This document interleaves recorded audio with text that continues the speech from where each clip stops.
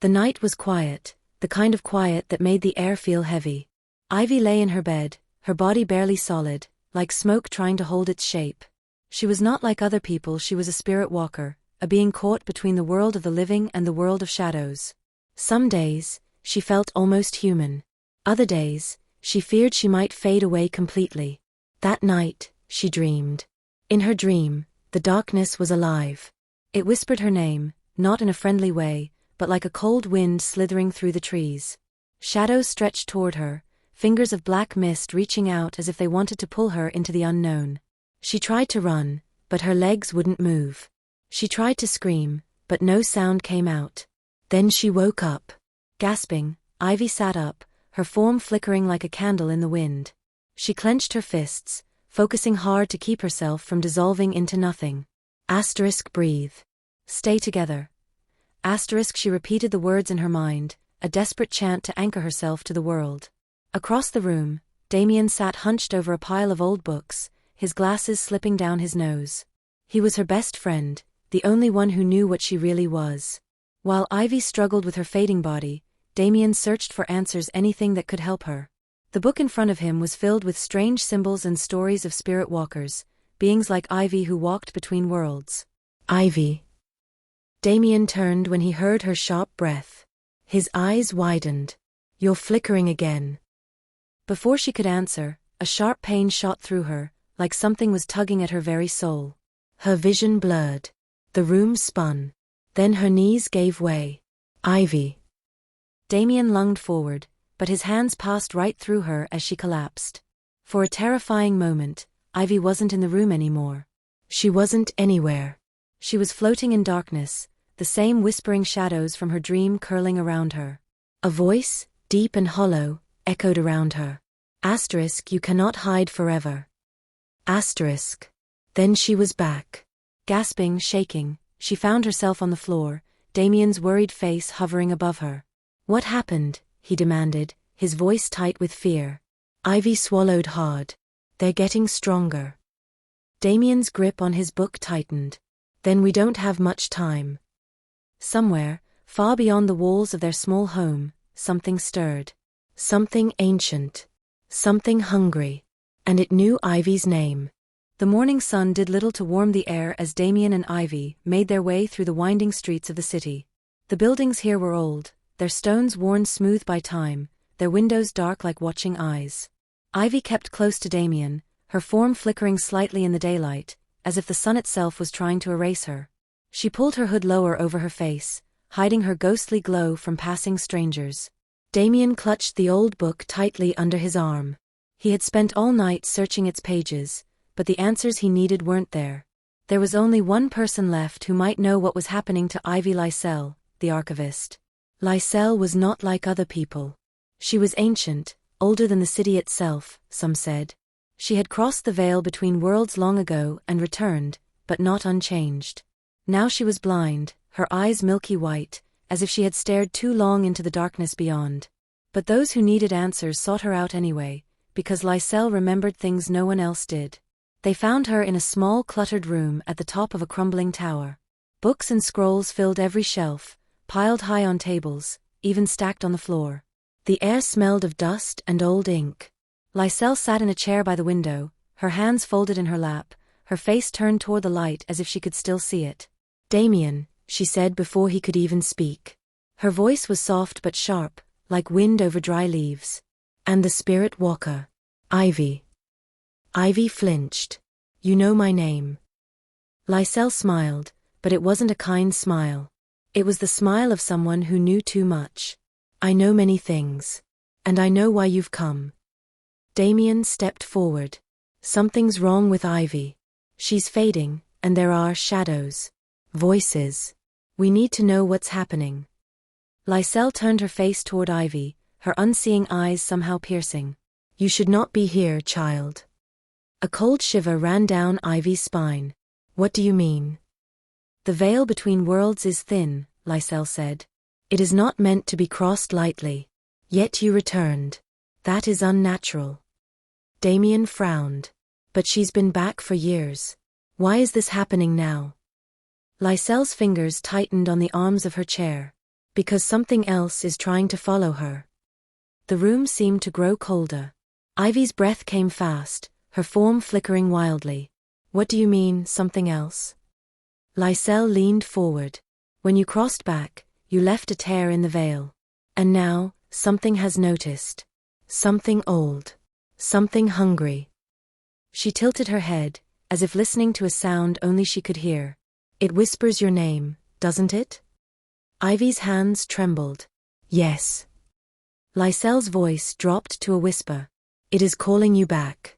And if it cannot have you, it will find another way through. Damian's heart pounded. What happens if it does? Lysel turned her face toward the window again, as if watching some distant storm. Then the shadows will not stay shadows. They will walk. They will hunt. And they will devour everything in their path. A heavy silence filled the room. Ivy felt the weight of Lysel's words pressing down on her. She had thought her return was a miracle. But now she wondered, had she brought something terrible back with her? Damian clenched his fists. There has to be a way to stop it. Lysel sighed. There may be. But the answers lie in the past. In the place where the veil was first woven. Where is that? Ivy asked. Lysel's blind eyes seemed to stare right through her. The Black Hollow. A place where the dead do not rest. Where the shadows are alive. Ivy and Damian exchanged a glance. They had no choice. If they wanted to save Ivy and maybe the world, they would have to go to the most dangerous place imaginable. And the thing in the darkness was waiting for them. Chloe had always been the practical one.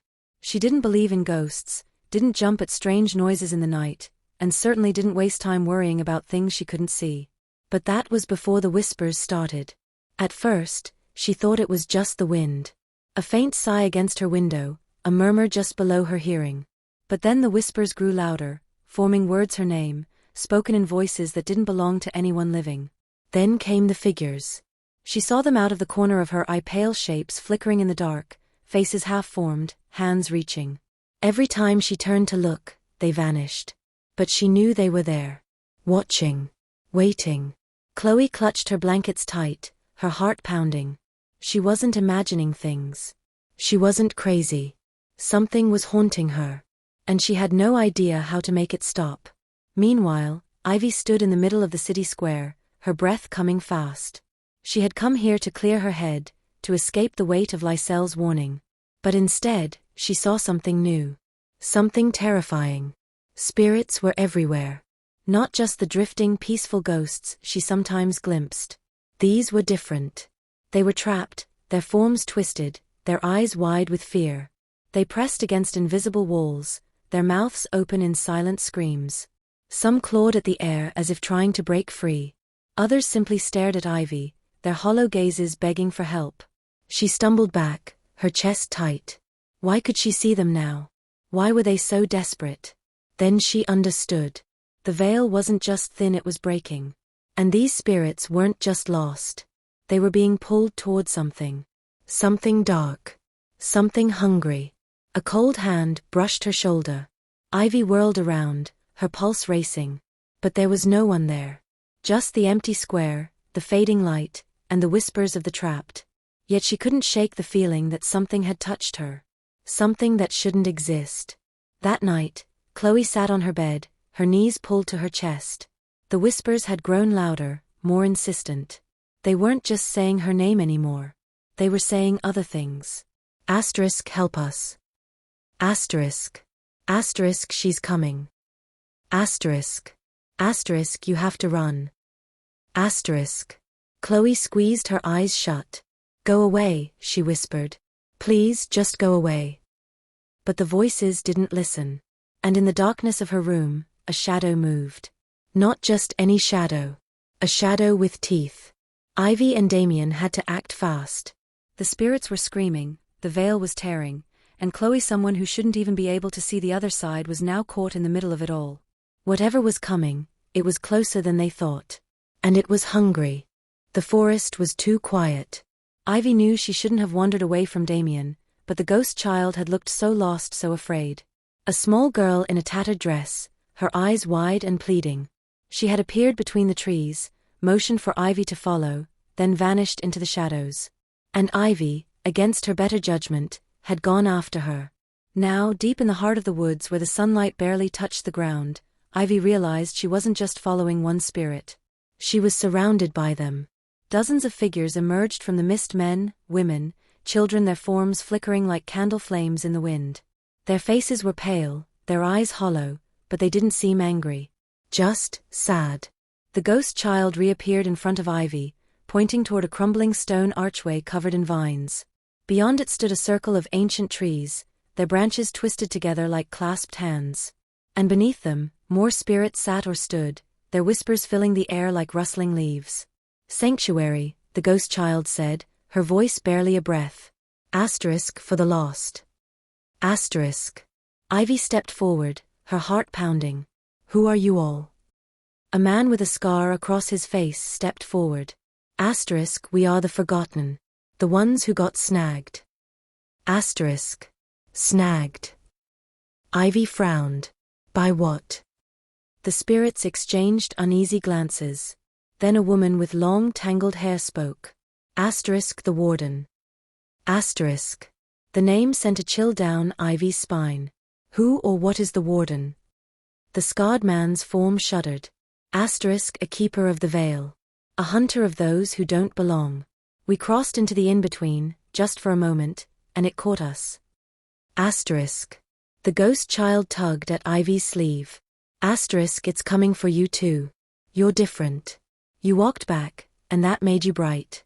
Like a lantern in the dark. Asterisk. Ivy's breath caught. You mean, I'm a beacon? The woman nodded. Asterisk, the Warden doesn't like beacons. They draw things. Unfinished things. Hungry things. Asterisk. A cold wind swept through the trees, making the spirits flinch. The scarred man looked around nervously. Asterisk, you shouldn't stay in one place too long. It's learning your scent. Asterisk. Ivy's hands trembled. What happens if it catches me? The ghost child's eyes filled with tears. Asterisk, then you become like us. Trapped. Forgotten. Asterisk. For a heartbeat, no one spoke. The only sound was the whisper of the wind through the leaves, or maybe it wasn't the wind at all. Maybe it was something else, something far worse, breathing just beyond the trees. Then, distant but unmistakable, came the sound of cracking branches. Something was coming. The spirits scattered like mist in the wind, their forms dissolving into the shadows. The ghost child gave Ivy one last, desperate look. Asterisk, run. Asterisk. And Ivy ran. She didn't look back. She didn't dare. But as she crashed through the underbrush, her pulse roaring in her ears, she knew one thing for certain. The Warden was real. And it was hunting her. The moment Ivy burst back into Lyselle's tower, gasping for breath and flickering like a dying candle, the old archivist already knew. She sat perfectly still in her chair, her milky eyes staring straight ahead, as if she had been waiting for this very moment. You saw them, Lyselle said, her voice low and certain. The forgotten ones. Ivy nodded, still trying to catch her breath. Damian rushed to her side, his face full of questions, but she held up a hand. They told me about the Warden, she whispered. They said it's hunting me. Lyselle's wrinkled fingers tightened around the arms of her chair. I was afraid of this. Damian's eyes darted between them. Afraid of what? What's happening to Ivy? Lyselle turned her sightless gaze toward him. Your friend is no ordinary spirit walker. She is something far rarer and far more dangerous. She leaned forward, her voice dropping to a whisper. She is a Veilbreaker. The word hung in the air like a storm cloud. Ivy felt a shiver crawl up her spine. What does that mean? It means, Lyselle said slowly, that you do not just cross between worlds. You tear through them. Where others slip quietly through the veil, you leave rips behind you. And those rips do not heal easily. Damian frowned. But Ivy's been back for years. Why is the Warden only coming for her now? Lyselle's expression darkened. Because the veil is weakening on its own. The Warden senses the imbalance growing. And now that it has noticed Ivy. She trailed off, letting the unspoken truth settle over them. Ivy swallowed hard. It won't stop until it catches me. Lysel nodded. The Warden exists to restore balance. It does not hate you, child, but it will erase you if it must. A heavy silence filled the room. Outside, the wind howled against the tower walls, making the old wood groan. Ivy wrapped her arms around herself, suddenly feeling colder than ever. Damian stepped forward, his jaw set. There has to be a way to stop it. To protect Ivy. Lysel tilted her head, as if listening to something far away. There may be one chance. But it is not safe. Not for either of you. We don't care, Ivy said immediately. Tell us. Lysel sighed. The Warden is strong, but it is not all-knowing. It hunts by sensing disturbances in the Veil, by following the trail of torn edges left behind. If you could learn to move without breaking the Veil, then it wouldn't be able to track me, Ivy finished, her eyes widening. But how? Damian asked. Ivy's already a spirit walker. She can't just stop walking between worlds. Lysel's lips pressed into a thin line. She would need to find the first Veilbreaker. The one who learned to move without tearing. The one who escaped the Warden forever. Ivy's breath caught. Where is this person? Lysel's blind eyes seemed to look right through her. Where else? The one place the Warden cannot go. The heart of the Black Hollow. Damian paled. The place you said was filled with hungry shadows? The very same. Lysel turned her face toward the window. But be warned.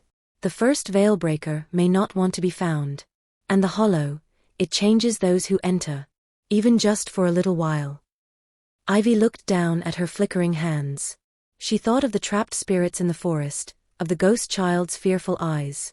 She thought of the Warden, relentless and cold, hunting her with every step. There was no choice. We have to go, she said softly. Somewhere, deep in the darkness between worlds, something stirred. It knew they were coming.